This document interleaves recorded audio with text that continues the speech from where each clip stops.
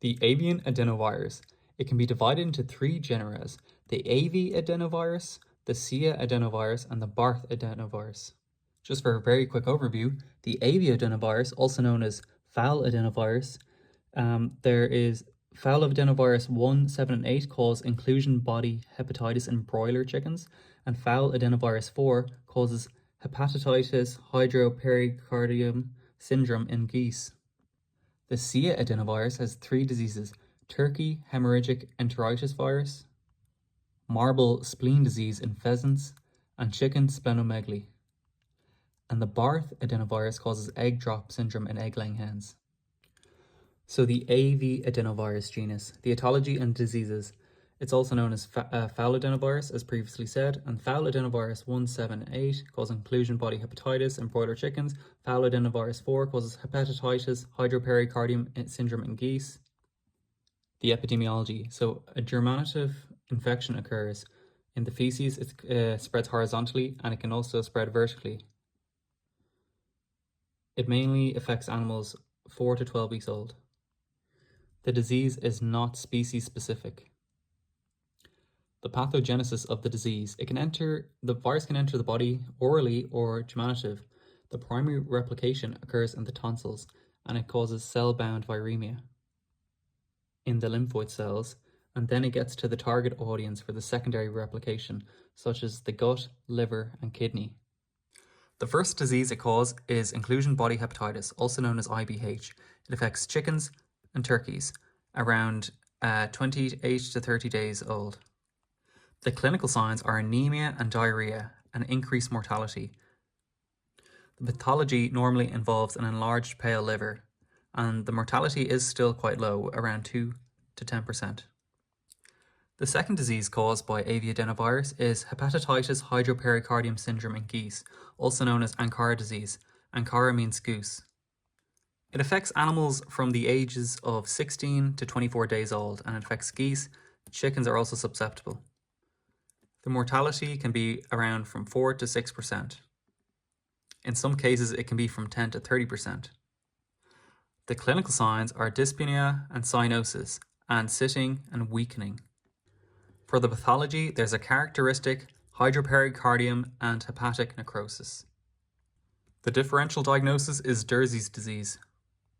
For diagnosing the disease, you can diagnose directly with a PCR or IF or IP, and you can indirectly through viral neutralization and ELISA.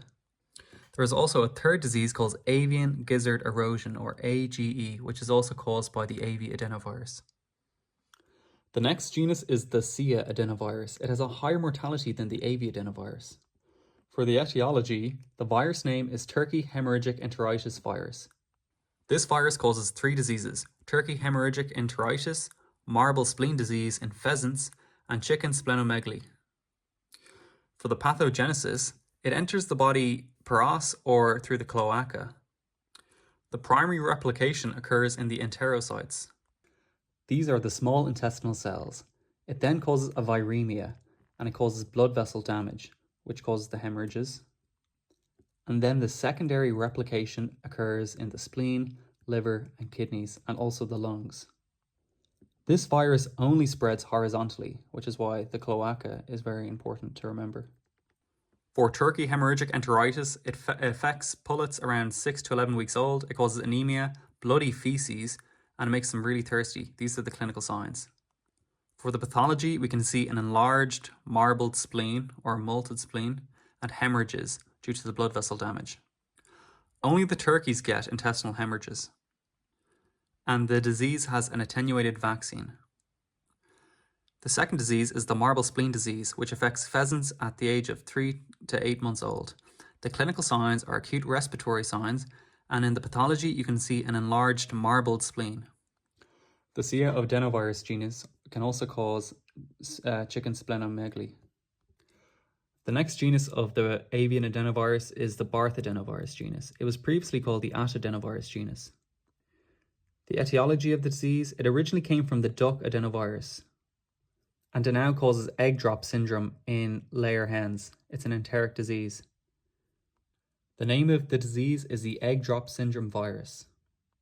For the epidemiology, it can spread vertically and horizontally, which means for the pathogenesis, it can enter the body per os or germinative. The primary replication occurs in the lymphoid tissue. This leads to viremia.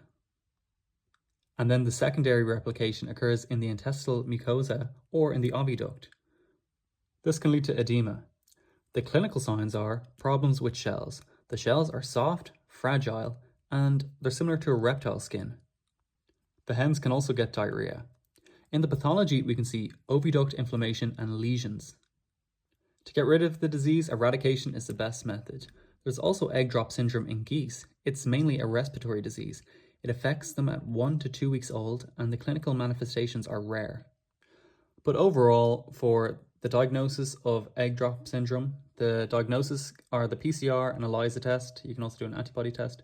And the differential diagnosis is avian influenza and Newcastle disease, which leads to decreased egg production and infectious bronchitis and deformed eggs in the geese.